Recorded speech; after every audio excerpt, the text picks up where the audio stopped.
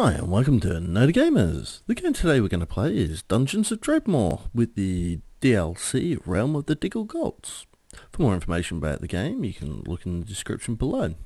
Okay, let's get started. Now, the big reason why I'm going to be playing this game is because I don't think anybody knows, but I'm actually a programmer. That's what I do for a job. And one of the things is now I've recently acquired my Raspberry Pi, I am going to start development on a very small game. It's not going to be very complicated. I expect it to be incredibly basic, but it's going to be an ASCII based roguelike. So I thought it'd be quite good to actually see one of the latter iterations of what a roguelike game looks like. And this is one of my current favourites, Dungeons of Dredmor. Okay, so what we're going to do, I'm going to start up a new game. Now, as you can see, you've got loads of different levels. You go from the very easy up to the difficult, and they even call it Going Rogue. There's a reference to the original game, but also there's a reference to Dwarf Fortress, and that's because losing is fun, and that's kind of the moniker of the game. Now, we're going to go rogue, we're going to go play Permadeath, but what I'm not going to do is I'm not going to put on the extra levels. And also I'm going to do this, it will just mean the gameplay goes a little bit quicker, but won't really detract from it. It just means less wandering around, really. Okay, and now what you can do is you've got loads of different types of skills that you can choose from. You can get weapon skills, archery skills, dual wield, magic abilities. You can be a were-diggle, funny little creatures, a bit blacksmith, archaeologist. It's all different types of skills, but one of the things you can do is you go with your last choice, but I'm going to pick a random choice. I've never actually completed this game, and so I find sometimes the random choice creates very interesting combinations. Now, let's see what we got. Oh my god, this is going to lose really, really badly. Okay, maces, math magic, blood mage, burglary, assassination, smithing, emomancy. Okay, we'll see more of those abilities as we play the game. So, okay, let's get started. Now I'm going to pick the big eyebrowed hero, him, and call him my usual character name, Orion C. In the ages long past, great heroes bound the Dark Lord Dredmor in the depths of the earth, that his evil would never trouble the land more. Alas, the foul lich Dredmor proved most devious and patient, for he has been loosening his magical bonds, slowly freeing himself to again spread his evil in the world of light. He must be stopped, again.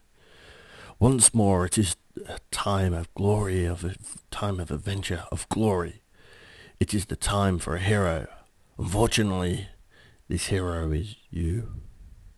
You have been summoned by the king to prove yourself, to save the land and its people, to join the heroes of the legend in victory over the Dungeons of Dredmor.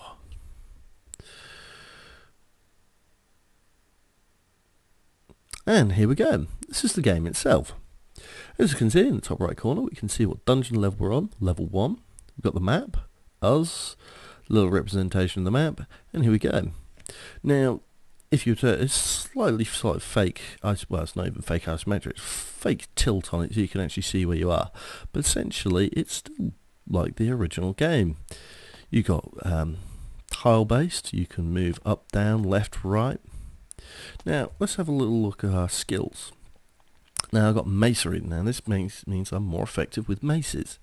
This first level skill means those little symbols. The top one means 2 crushing damage, and the other one I believe was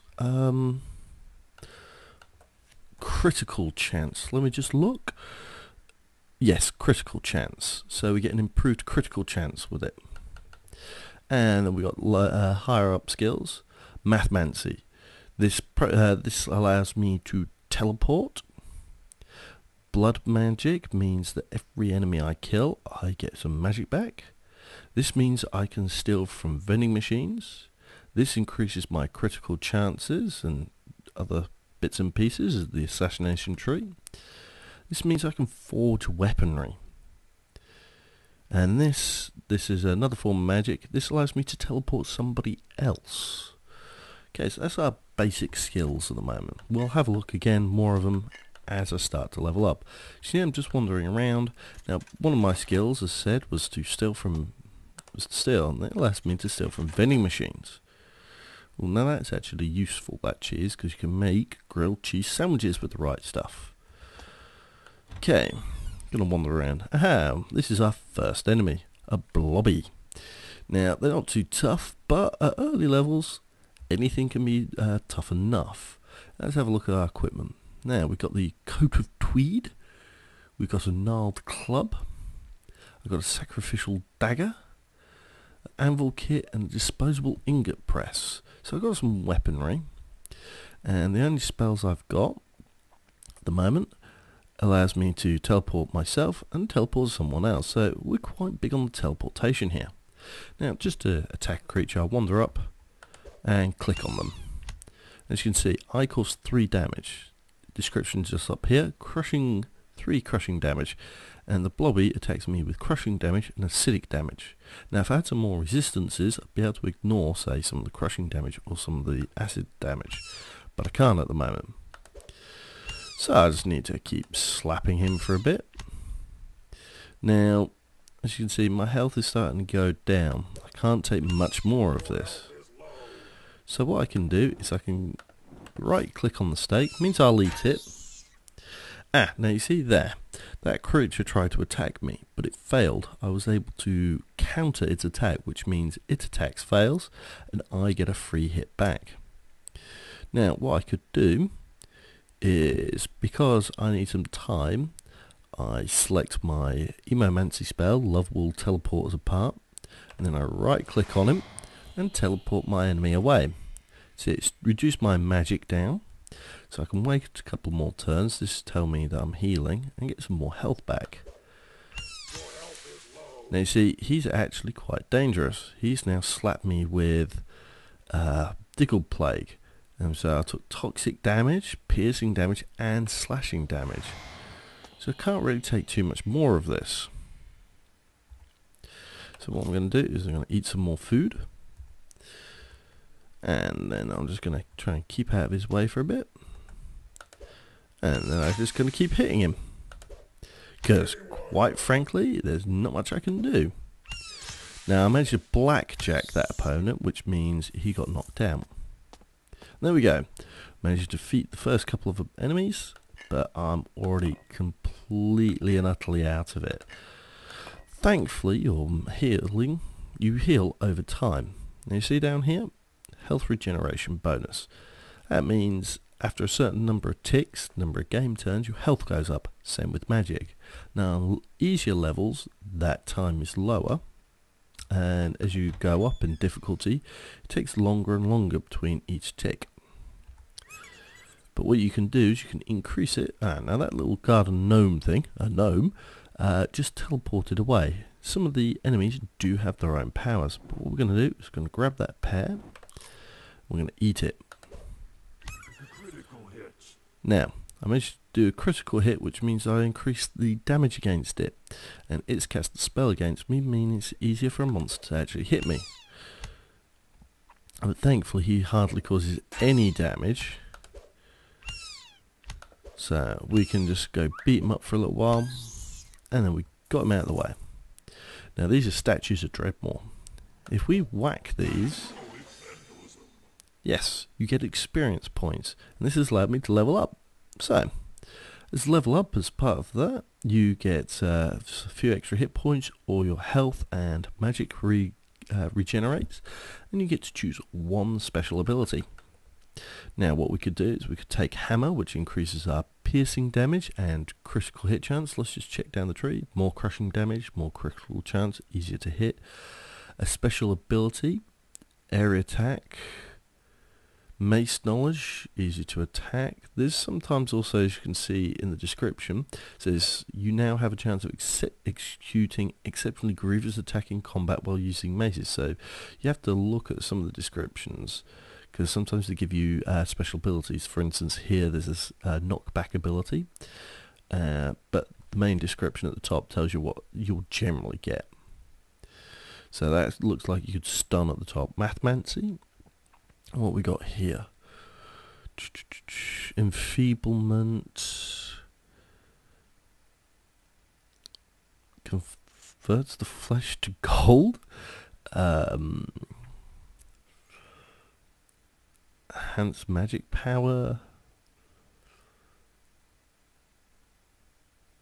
Another teleportation spell.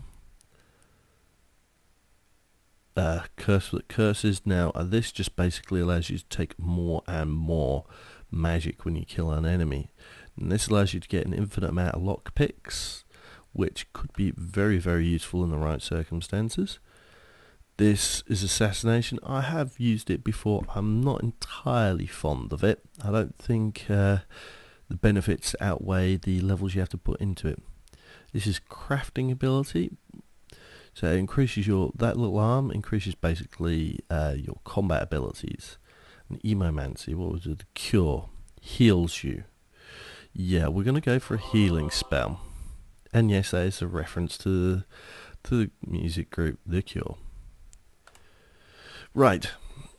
So there we go. We've settled on that because that's going to mean I've got permanent access to healing spell with blood magic. I can regenerate. As you can see, destroying that, almost got up to the next level again. So I'm just going to pick up these various items. Now you see, these are handy bookshelves. You click on these and these give you secret recipes. Now this is for a tinkering recipe. It allows you to create a special type of trap.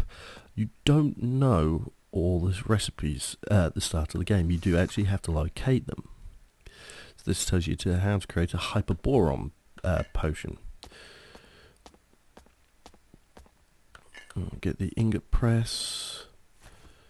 Now, just see up there, it says the guards are coming. It means as soon as we grabbed that, a load of people started coming for us. There's not much we can do. We can't throw anything, but what I can do is just double check, see my weaponry. That is going to, if I took that, I'll have less damage. So we're not going to worry about that. So, we're just going to bash away. This one's really quite tough actually. So we're going to teleport him away. We're going to try and run away, got to be quite careful. And that's the end of our character. Yes, this happens quite a lot. Maybe I should have cast a cure on myself. And we managed to not do too well. Okay, let's start up another character. Yes, we'll probably be seeing this a fair bit. Okay, what we got this time? Throne weaponry, master of arms, vampirism, Viking wizardry, laywalker, smithing and tinkering. Oh my god, this character is even worse.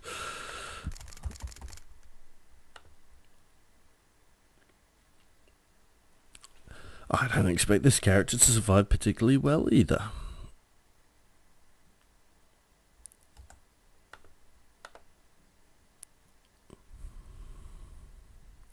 Right. Now this character's got a slightly different setup. We've got a poor robe, we've got some basic equipment, and we have one special ability. The grants our attacks to have lightning, and we can defend against lightning. Now as you can see, when I click on this, we don't steal anything because I don't have the power this time.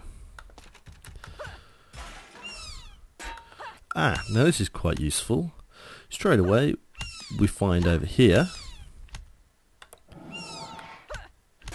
I'm just going to go in and use this with lightning attack because just not going to be able to kill them otherwise. Now as you can see over here, this is telling me that I get +2 lightning damage, or voltic, 2 lightning damage defense, a power which is increased general damage, and critical chance, and it takes a magic point every 6 turns. If I click on this, we cancel it because I don't want to just keep that running, or else my mana is never going to regenerate.